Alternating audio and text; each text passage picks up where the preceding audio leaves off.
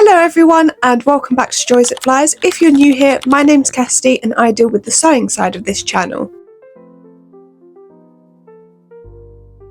So in today's tutorial, I'm going to be teaching you how to drape your sewing patterns. Now, draping is my favourite way of creating my sewing patterns. I love how visual it is. You can instantly see what you're creating. And actually, once you get the hang of it and start practicing it, it is quite simple. So I hope you enjoy it as much as I do.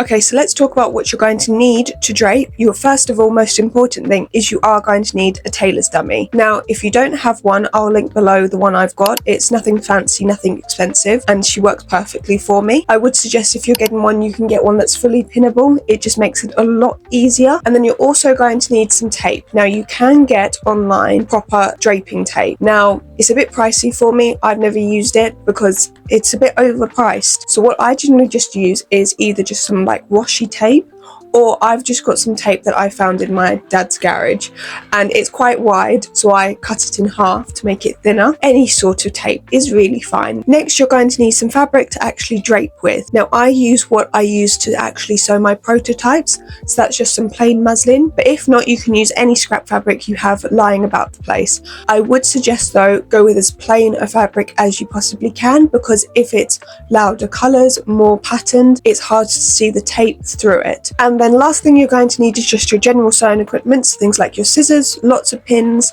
rulers. I would also suggest you actually have some curved rulers. Now this just makes when we get to actually drawing on the fabric, it makes it much easier just to neaten up the curves and things. And that is it, I think.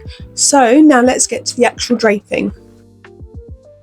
So the first thing we're going to need to do is to mark our style lines with our tape on our tailor's dummy. Now, style lines are basically the markings for where all of your seams are going to be. So you're basically just drawing on your tailor's dummy with tape. It's just going to be where each individual piece is going to be. Now, before we get going, I would just also like to note that for an example today, to show you the basics of how to drape, I'm just going to be draping a very simple corset pattern. So obviously I'm going to be draping something that's very form-fitting. So I've got my tape and I have cut my tape in half because obviously mine is too wide. So the first thing I'm going to do is to mark the center line in my dummy. Now, if you have a symmetrical pattern, so both sides are going to be the exact same, you're obviously only going to need to drape one side of your pattern. But if you have a design that's not symmetrical, obviously you're going to have to drape the two. So if you have a design that's not symmetrical, you're not going to want to do this step. So once you've marked your center line, you're just going to want to carry on taping the rest of your design on your tailor's dummy.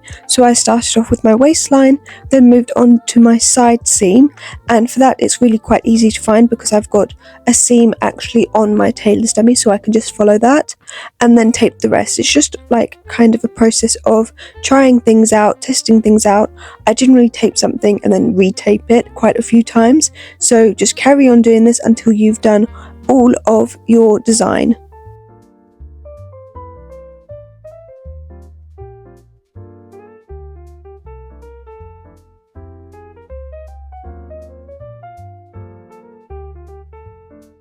Ignore the shawl, it's absolutely freezing in here. But now that we've finished marking our style lines on our tailor's dummy, it's time to actually get draping with our fabric. So you want to grab your fabric and we're going to get it prepared before we drape it. One of the important things about draping is you've got to pay attention to grain lines. So that is why in a moment we're going to be ripping our fabric instead of cutting it. Now, the reason why we're going to rip it is because when you rip fabric, it naturally rips it directly in a straight line according to the fabric's grain line. Whereas if you cut it, you can just cut a line anywhere. You don't know where that grain line is. Whereas if you rip it, you know that you're going to get the exact perfect square or rectangle according to your fabric's grain line. So we're going to be cutting out the fabric for each individual pattern piece, and so obviously so that we get the big enough square to cover the entire pattern piece, you're just going to want to roughly measure it.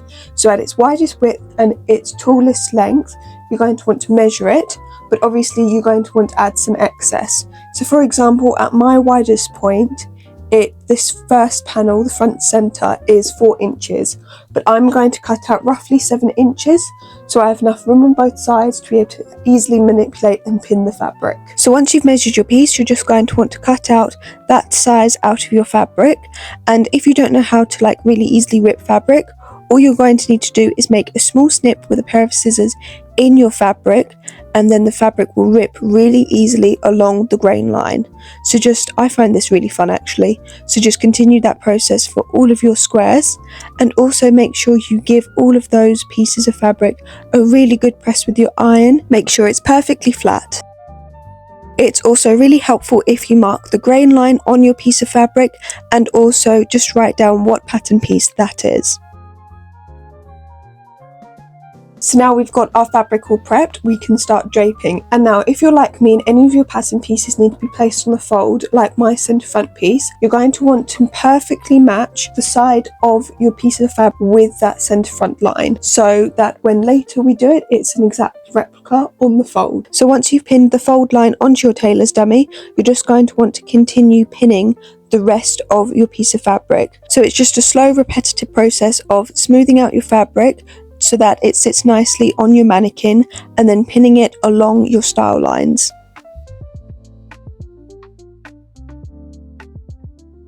Now you can see on my fabric I've got these lines of tension, these lines that are pulling on the fabric and creating creases.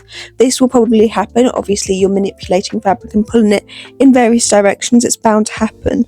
But all you need to do to get rid of these is, in the excess fabric around your style lines, just cut small snips with your scissors into it, and these just relieve tension and then gives your fabric more room to move. So then if you go and repin it, you'll notice that these lines of tension disappear because you've relieved the tension in the fabric. Then when you're finished pinning and you're happy with how your fabric's sitting, you can go ahead with a pencil and make small marks along the style lines, just to mark them on the fabric.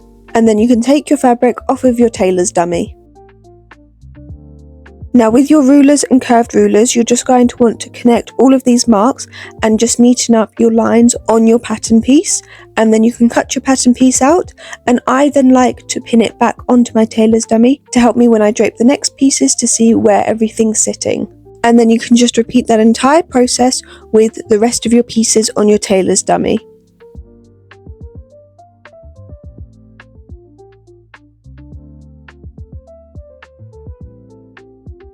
As you can see, I have just repeated that process with all of my pattern pieces, and so I've completely finished draping. And now all that we've got to do, just as the final steps, is to sew the prototype. Now I always stress the fact that you should sew a prototype before you sew your actual project, because we don't know whether this pattern is any good. We don't know whether the fit, whether the style, whether we like any of it.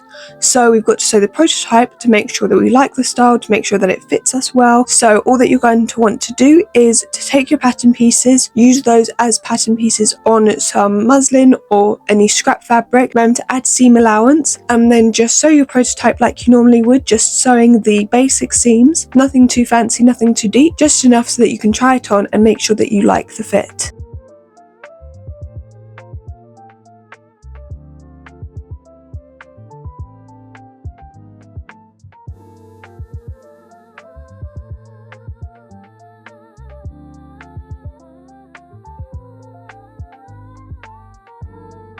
So I've sewn my prototype, and there are a couple of alterations that I needed to make on it. So I just changed those on the prototype, and now it's the perfect fit. So do the same on yours. Any alterations that need to be made, change them and do them on your prototype. And now we're going to make the paper pattern. So this may seem like you're just ruining all the work you did, but all you're going to want to do is take your prototype apart. Just seam rip all the seams and then trace around those pieces onto your paper. So now the final product is on paper.